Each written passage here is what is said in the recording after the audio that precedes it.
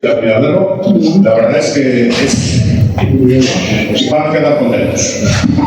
Queremos dar las gracias a Nicolás Fuente porque este año ha querido presentar su libro aquí en el pueblo, que es un vecino del pueblo, y nadie mejor que su sobrina pues para presentarlo y hablarnos de él. Luego al final quiere el director de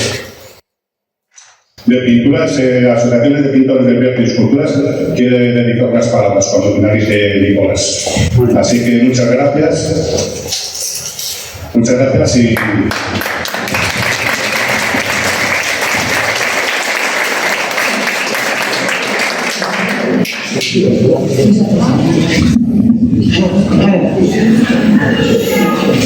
Hola, buenas tardes. Ante todo, muchas gracias por acudir y mostrar el interés por el libro escrito por mi tío. Es una ardua labor el presentar a alguien que está tan cercano y tan cercano. ¿Vale? No sabía qué decir y él me lo ha felicitado como siempre, lo ha hecho a lo largo de toda mi vida. Y os cuento algo sobre él o sobre mí, escrito por él. ¿Vale? Nací comenzada ya la madrugada del 28 de febrero de 1963, de esas, un pueblo en la provincia de León, en la región del Bierzo, acompañada de mi infancia por la permanente presencia del horizonte de las nieves, montañas heridas y oradas por los romanos en su afán de llevarse hasta la última península de Pepita de Oro. Los prados verdes, los árboles frutales, las hortalizas, el aroma a trigo, la cebada y el centeno. Colores, sabores, sensaciones que han ido formando parte de mi sensibilidad y mantienen viva la añoranza desde la lejanía. Con 9 años dejé el pueblo y me formé en varias ciudades hasta llegar a Madrid, donde acabé mis estudios. Trabajé como docente en un colegio durante 5 años y me vine a Alemania para hacer la tesis doctoral que nunca llegué a terminar. Aquí eché raíces y aquí sigo, frente a un ordenador en el cual me gano sustento para mi familia y con el que escribo el dictado de mis sueños y de que cada uno en su familia está muy orgulloso. Gracias.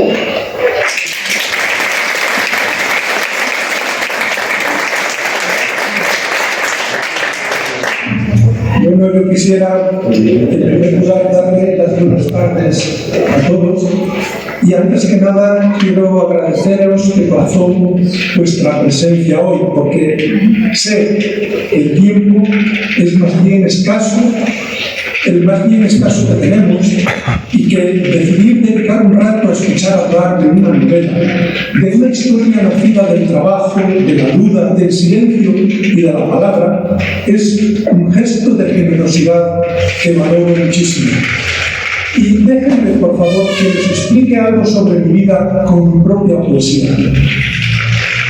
Soy el que canta las penas de su gloria, y se dice en los versos que no escriben, aquel que van viendo mientras vive y pierde a cada instante su memoria.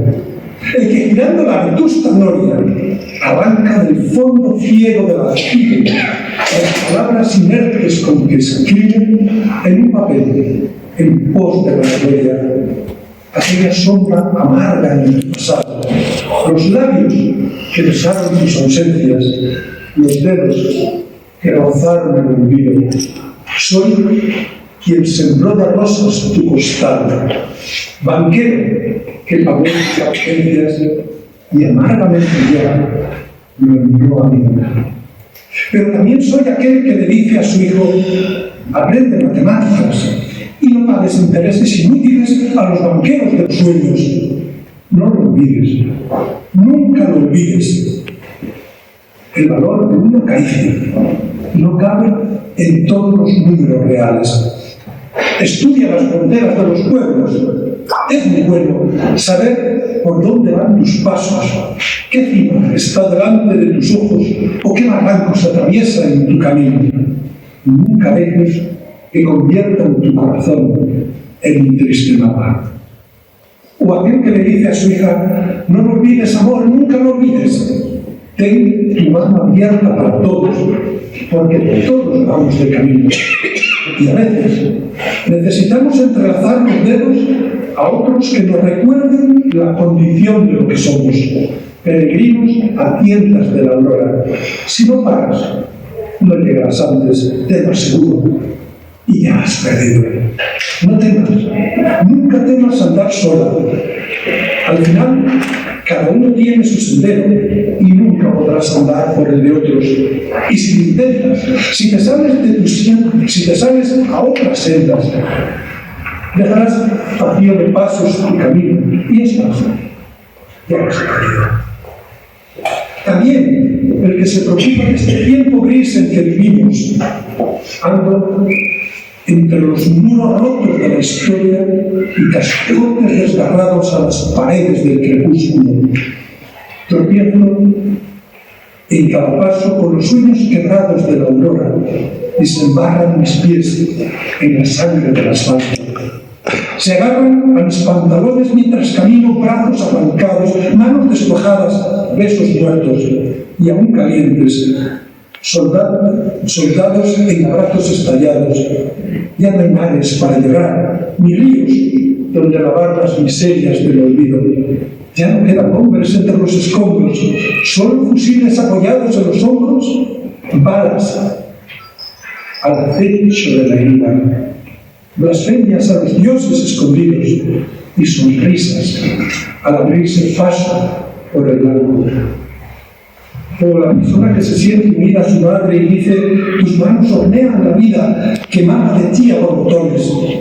Una fuente que fluye piel adentro, dejando un reguero de sueños y batallas, de llantos y de besos, con sabor a regazo, a zapatilla, a pañuelo almidonado. Te miro, me miras, y tu pelo vestido de blanco me envuelve ahora, como siempre, en un abrazo. Y soy también aquel que en su ceguera se enfrenta a Dios. Dime, ¿qué aguardas de mí? Tú que has escrito mi nombre antes de los siglos y no me has dicho cómo me llamo. ¿Qué pretendes de mí? Tú que te abres la carne en sangre de concertinas y acusas mi complejidad en un mar de muertos. Dime, ¿qué ley hemos olvidado? Tú que nos enseñaste el Padre nuestro, ¿por qué no llega el pan de cada día?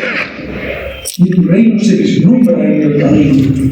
¿Por qué la jofaina loca, donde lavamos la sangre de las manos, mientras un telediario nos llena los ojos de cada? Y ya con respecto a la novela, esta novela, La espiral del odio, nació de una inquietud, no tanto de la idea de escribir una historia de guerra, sino de reflexionar sobre lo que queda de ella en las personas, en la memoria y sobre todo en los sentimientos que nunca terminan de apagarse. El odio es uno de ellos, persistente, contagioso, silencioso.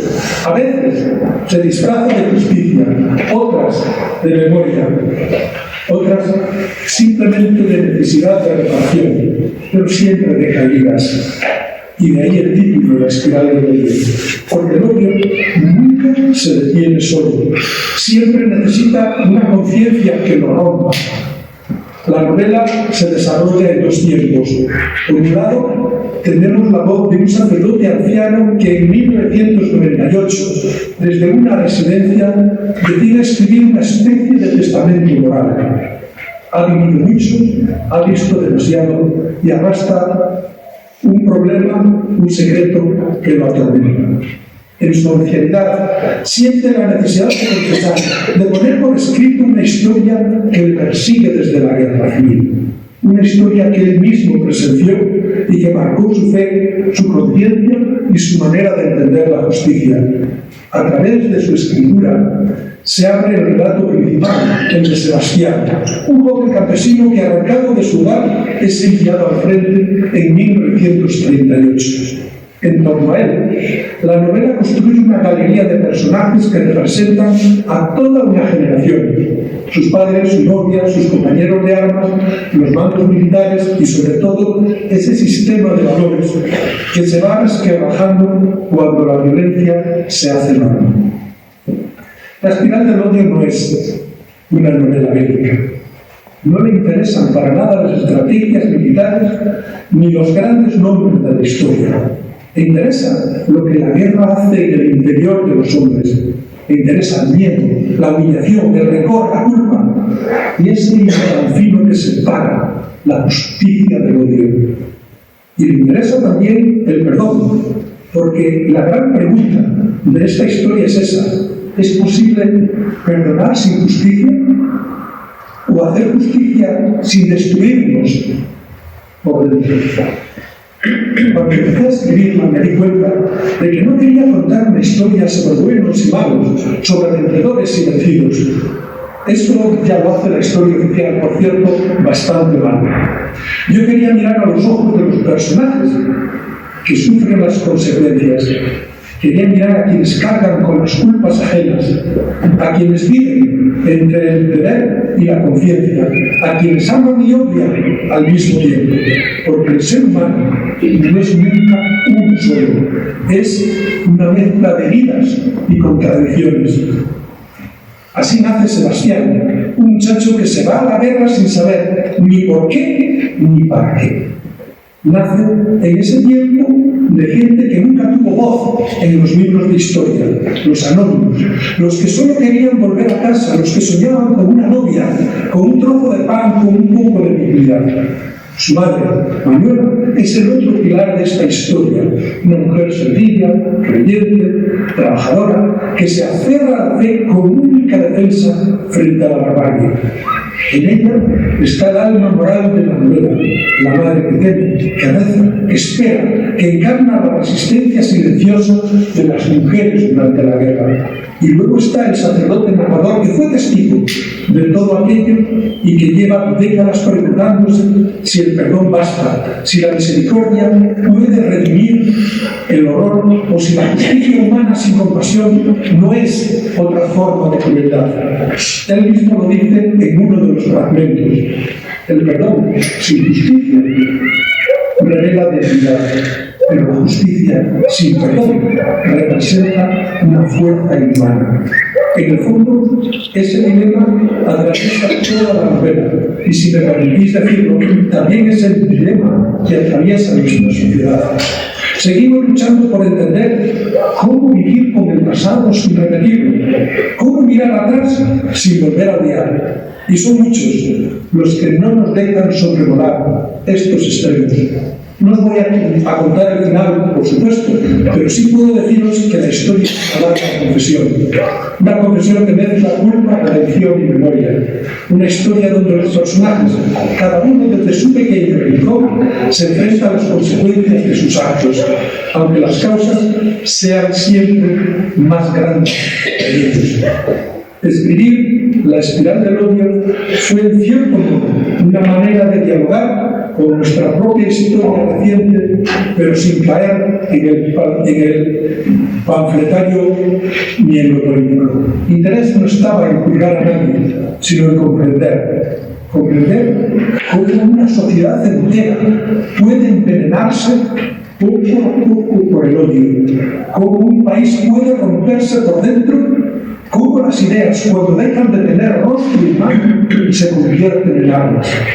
Durante el proceso de escritura, más de una vez me enfrenté a mis personajes como frente a un espejo. ¿Por qué todos? Porque todos, en algún momento, hemos sentido rabia, impotencia, resentimiento o deseo de justicia. Y a todos nos ha costado perdonar. Lo que ocurre en esta novela, en su fondo más íntimo, no es muy distinto de lo que ocurre en muchas familias o en muchos conflictos personales. El odio, cuando se instala, siempre crece. Cuando crece, necesita de otro odio que lo contenga. De ahí la palabra espiral. Una de las cosas que más me han dicho los lectores es que la novela tiene algo de confesión y algo de testimonio. Y quizá lo sea. Hay una voluntad de dar voz a los que callaron, a los que nunca pudieron contar su versión. Pero también hay una intención más íntima, la de buscar la reconciliación con uno mismo. Porque si el odio destruye a los pueblos, también destruye al individuo que lo alimenta.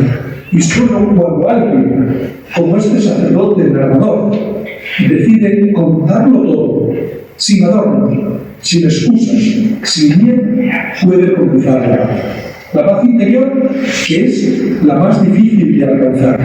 Algunos lectores me han preguntado ¿por qué un sacerdote como narrador? Y mi respuesta es siempre la misma, porque nadie mejor que alguien que ha consagrado su vida al perdón puede hablar del conflicto entre perdonar y hacer justicia. Él representa esa frontera donde se mezclan la fe y la duda, el deber y la conciencia. Su mirada, ya al final de su vida, es la de alguien que no pretende convencer, sino entender. Y ese intento de comprensión, ese humanismo, es el centro de toda la novela. El lenguaje, en la espiral del odio, busca acompañar esa profundidad sin perder la claridad. He intentado que sea una prosa equidad, pero cercana, con momentos de lirismo, poéticos diría, de reflexión, pero también con escenas duras y realistas, porque no se puede hablar de la guerra sin mostrar sus heridas, pero tampoco sin mostrar la ternura que aún puede nacer en medio de la barbarie. Si tuviera que resumir el alma de la espiral del odio en una sola frase, diría que es una historia sobre la necesidad de romper el círculo del rencor, sobre cómo, incluso en los peores momentos, aún queda una posibilidad de redención, y sobre cómo las heridas del pasado no sanan si no se nos dan. No es una novela de respuestas, sino de preguntas. Y creo que eso es lo que la hace humana. No pretende enseñar, sino acompañar al lector en un viaje interior, un viaje por la memoria, por la fe, por la culpa, por la esperanza. Mientras la escribía, a veces pensaba que estaba escribiendo sobre otros, sobre mis personajes, pero con el tiempo entendí que estaba escribiendo sobre todos nosotros, porque todos de una forma u otra somos herederos de los silencios y los miedos de quienes nos precedieron. Todos necesitamos reconciliarnos con alguien o con algo. La literatura, al final, tiene ese poder, el de mirarnos en el espejo de los demás y ver reflejada nuestra propia sombra y quizás nuestra propia vida. No quiero alargarme mucho más, solo añadir que la espiral del odio no es una historia de derrota, aunque hable de la guerra, y la guerra es siempre una derrota. Es sobre todo una historia de resistencia moral de personas que se niegan a dejar que el odio tenga la última palabra. Una historia que nos recuerda que la venganza puede parecer una salida, pero siempre acaba siendo una cárcel. Y que el perdón, aunque sea difícil, es la única manera de romper la espiral. Espero que quienes la lean encuentren en ella algo más que un relato histórico, que encuentren una reflexión sobre el ser humano, sobre la fe, sobre la fragilidad y sobre las fuerzas que nos habitan todos. Y para terminar, me gustaría dejaros con las palabras del propio narrador, que en cierto modo resumen todo el espíritu de la novela. Cuando conseguí que el rencor desapareciera del fondo de mi corazón, comencé a ser libre. Eso es la espiral del odio, una historia de sombra, sí, pero también la búsqueda de la luz. Una historia sobre el poder destructivo del odio y sobre la posibilidad siempre frágil, siempre necesaria del perdón. Muchas gracias por acompañarme esta tarde y si queréis podéis preguntarme lo que deseéis en lo que pueda que os lo contesto.